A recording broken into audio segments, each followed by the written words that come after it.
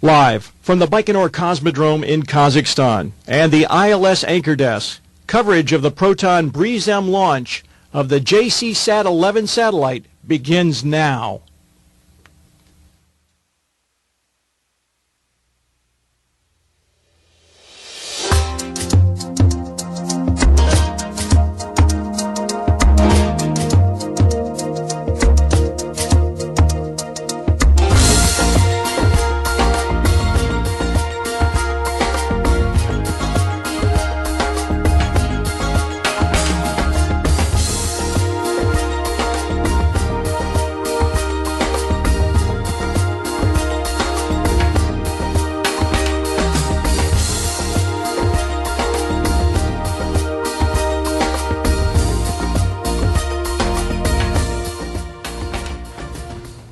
As you can see, the Proton rocket is poised, ready for liftoff just about 20 minutes from now at 6:43 p.m. Eastern Time in North America on Wednesday, September 5th.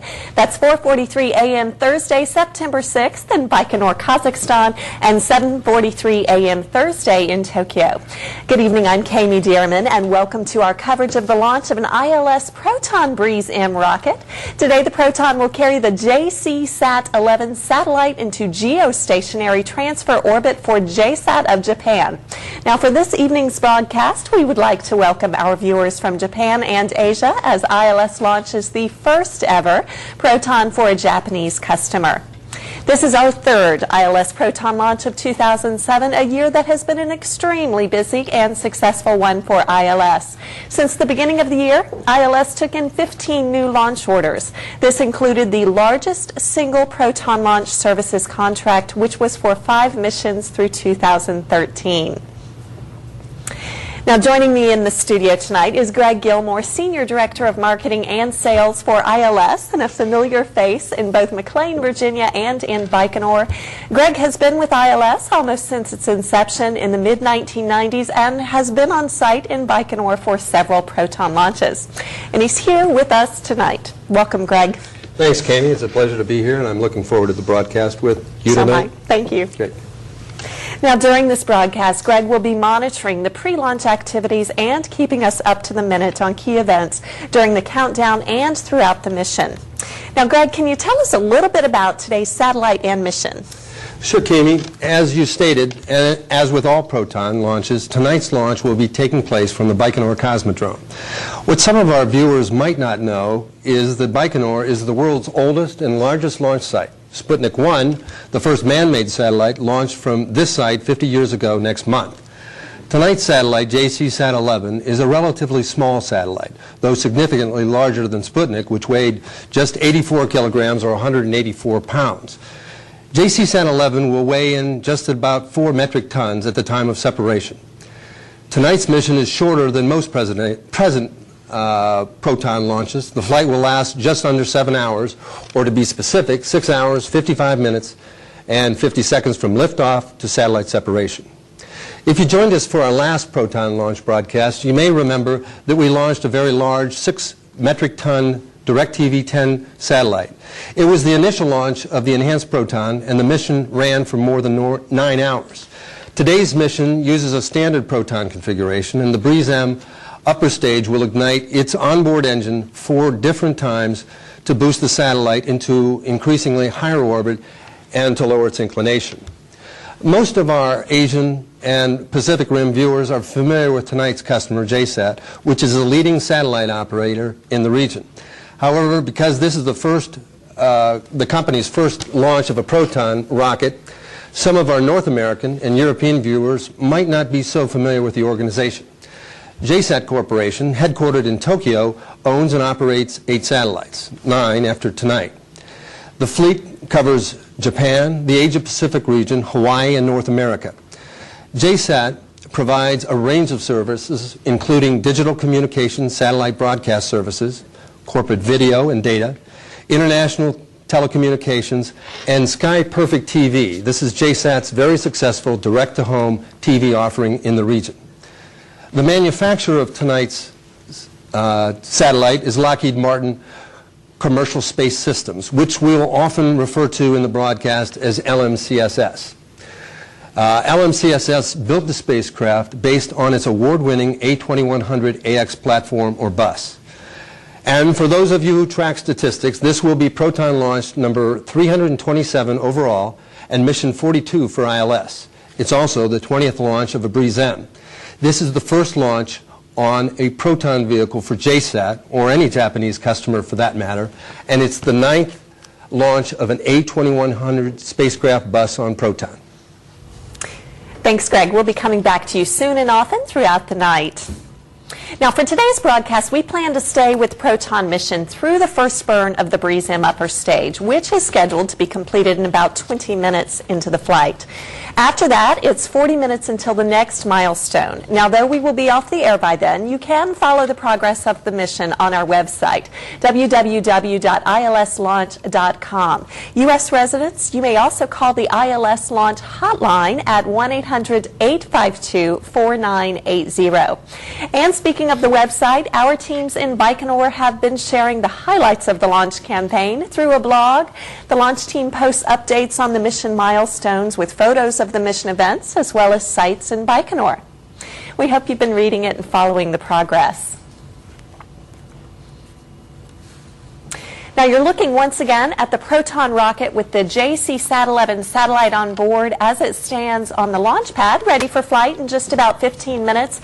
But before that, a little background on international launch services. ILS is a U.S.-Russian joint venture with exclusive rights for worldwide commercial sales and mission management of satellite launches on Russia's premier vehicle, the Proton. Now, ILS's aim is to build customer confidence by focusing on providing the best performance in launch services. ILS is an American company headquartered in McLean, Virginia, a suburb of Washington, D.C. The joint venture partners are Space Transport, Inc., a privately held corporation, and Khrunichev State Research and Production Space Center and RSC Energia of Moscow. Khrunichev builds the Proton vehicle and the BRIES-M upper stage. The Proton vehicle launches both commercial ILS missions and Russian government payloads from the Baikonur Cosmodrome, which is operated by the Russian Space Agency under lease from the Republic of Kazakhstan. Now, up next, we have a message from ILS President Frank McKenna. As always, Frank is excited about tonight's launch, but we had to hustle to catch up with him.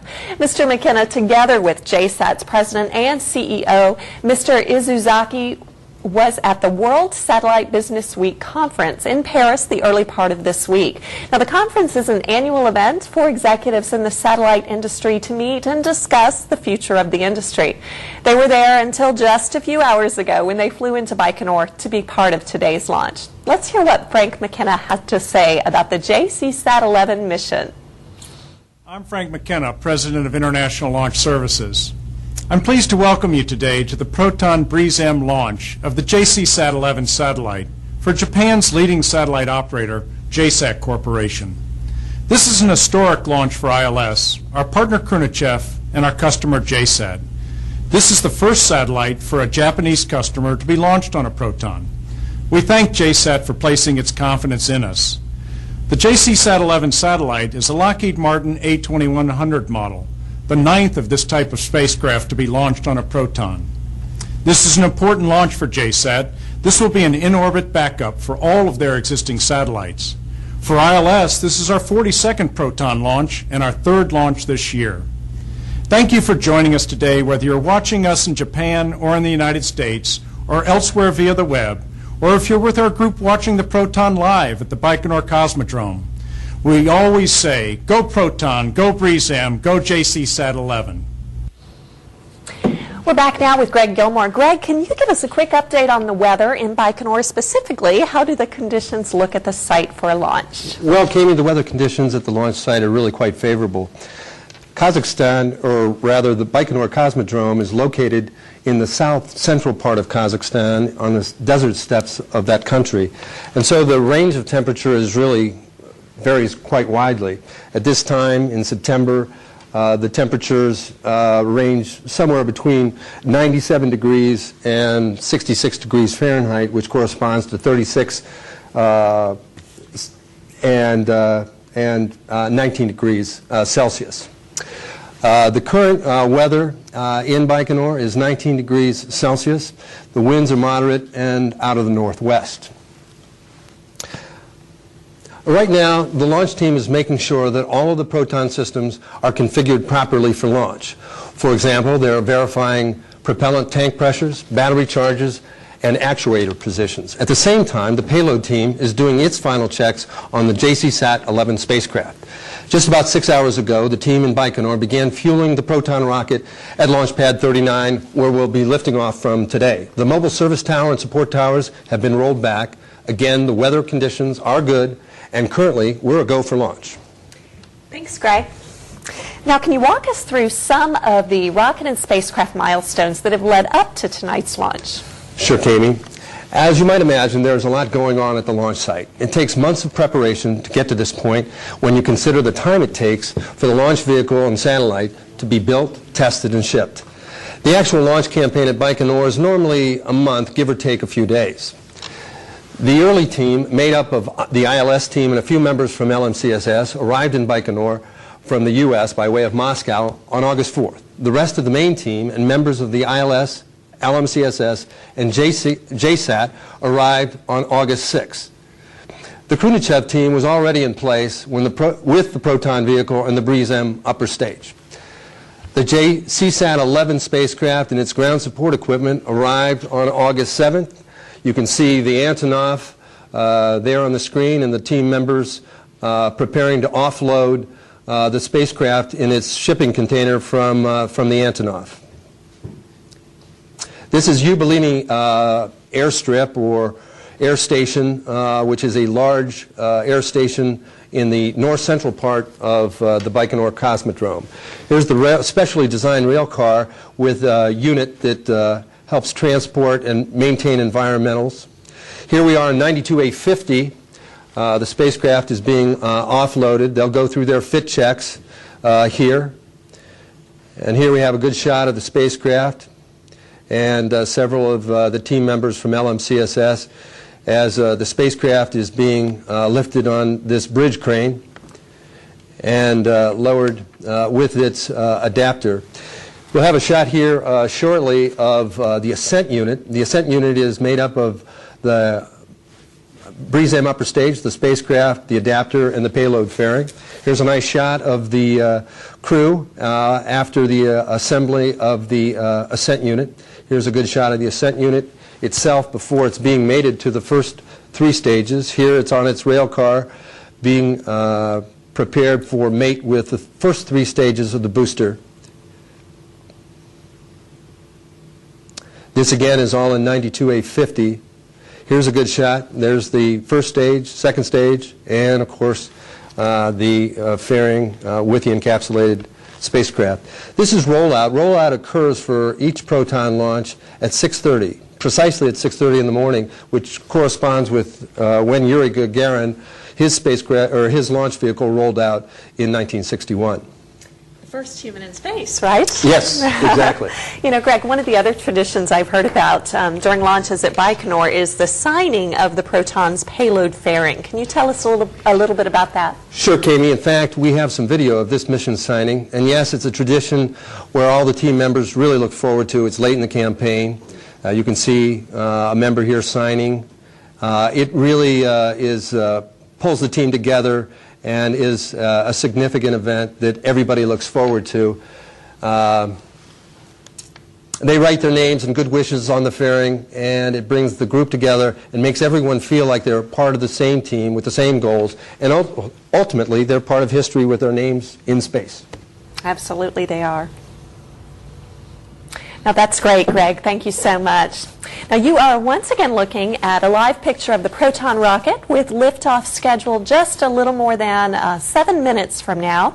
Tonight's mission is to launch the JCSat-11 communication satellite into geostationary transfer orbit for JSAT of Japan, where it will serve as an orbital backup to the satellite fleet already in place.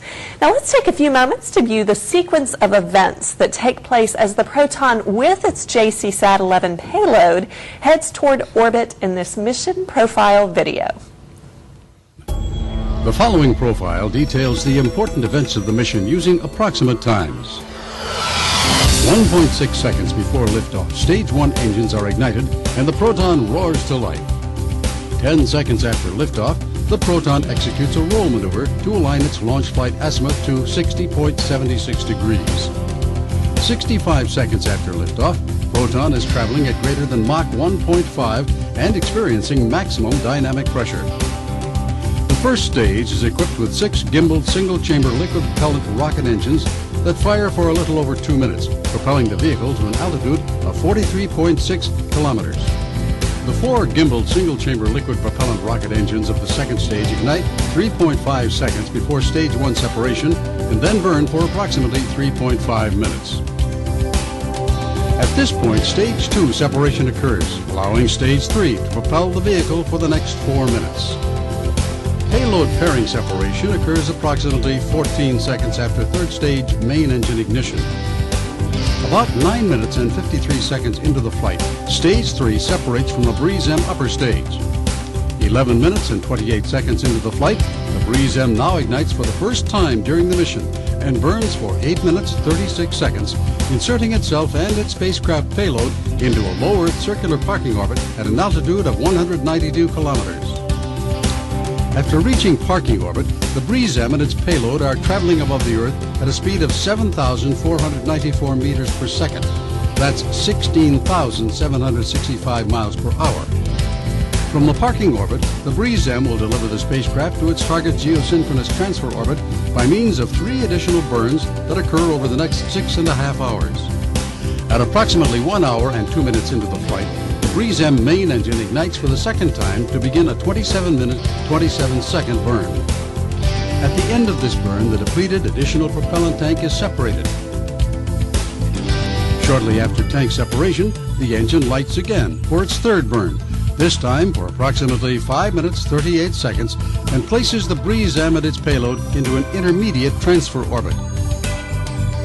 The fourth and final BreezeM engine firing occurs approximately 6 hours and 37 minutes into the mission and lasts for 5 minutes and 54 seconds. At 6 hours and 56 minutes after liftoff, the payload separates from the BreezeM.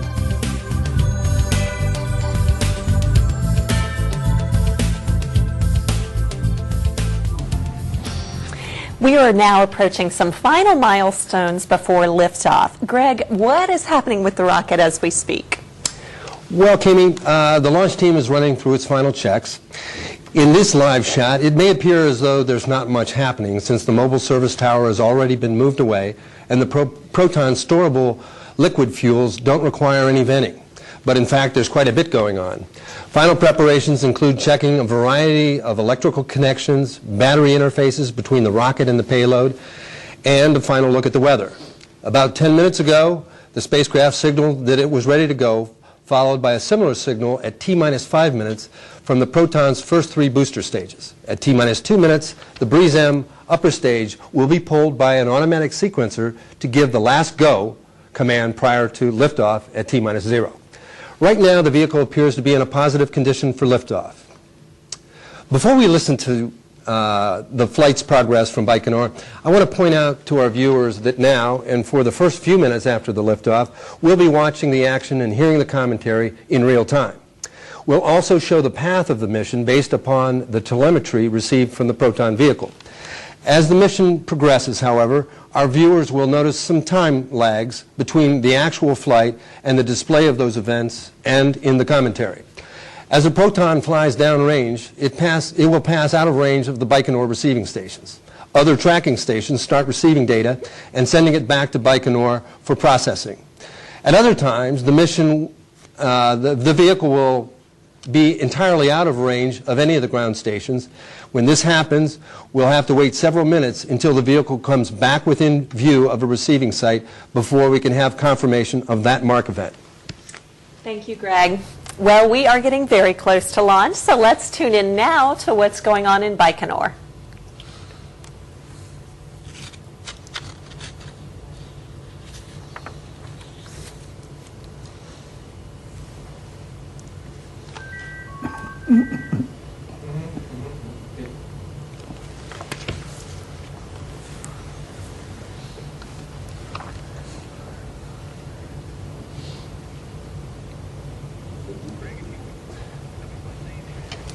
Okay. Because we have a very clear sky tonight with no cloud cover, what's nice about the missions that occur, and most missions do occur at this odd hour right around 4 o'clock in the morning, it does give us an opportunity to see this first and second stage separation and those plumes. So hopefully we'll see that again tonight. That's usually the case. Seconds local time. This is the T-1 minute announcement.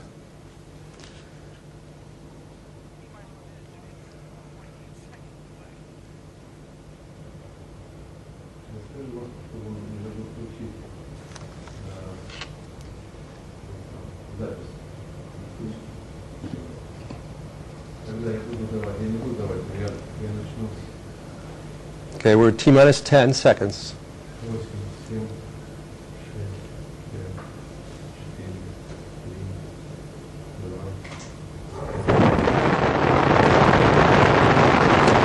And we have liftoff of an ILS Proton rocket from Baikonur Cosmodrome in Kazakhstan. We have ignition of the launch vehicle's JCSat-11 communication satellite to geostationary transfer orbit. This is the first leg of a mission that delivers this hybrid satellite to JSAT orbital location, where JSAT's 8 other spacecraft provide coverage to customers in Japan, the Asia-Pacific region, and Hawaii. JSAT-11 will serve as a backup for the JSAT family of satellites for the next 15 years or possibly more. About 10 seconds after liftoff, the rocket did a roll maneuver and will experience maximum dynamic pressure. Maximum dynamic pressure, or max Q, occurs at 66 seconds after the liftoff. Okay, everything seems to be normal with the operation of the first stage engines. Flight status is nominal. Control system parameters are nominal. 50 seconds. Launch vehicle engines operation is stable.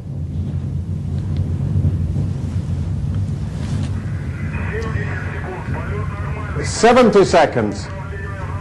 Flight is nominal. Control system parameter is nominal. 80 seconds. Launch vehicle engines operation is stable. 90 seconds. Pitch, yaw, and roll are nominal. 100 seconds. Flight status is nominal.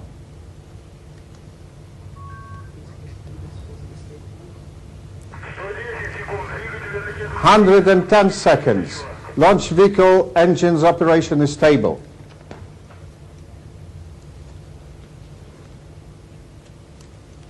Okay, everything continues to look good through the operation of the first 120 stage. seconds. We have ignition of the second stage engines. We have the first stage engines cut off. We have first stage separation. The launch vehicle's second stage engines are at nominal thrust. 130 seconds. Flight status nominal. Okay, we got separation signal right on time.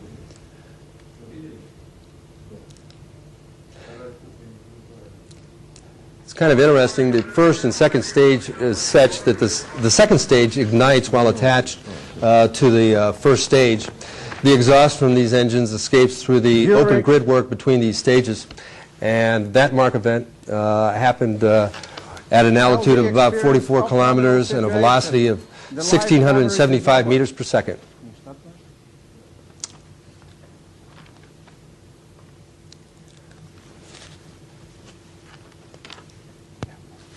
And it looks like we have all 4 engines on the second stage.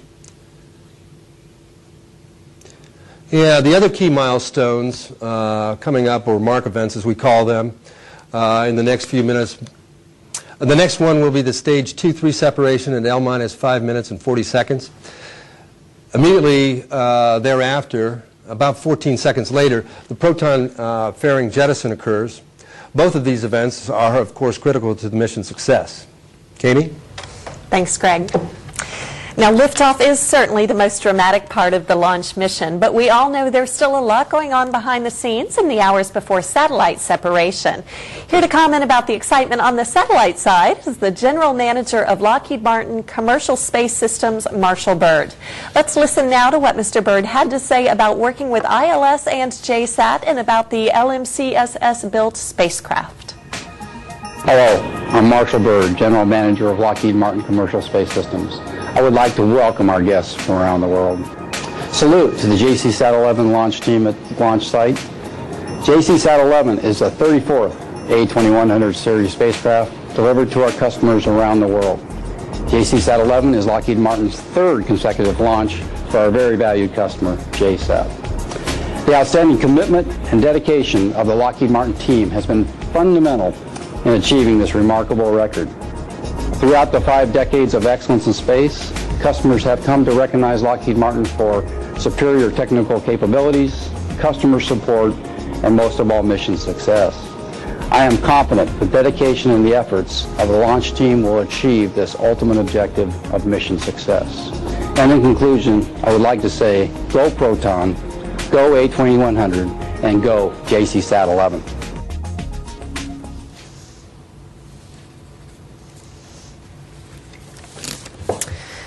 Back now with the ILS's Greg Gilmore. Greg, can you get us up to date on what's happening in this mission?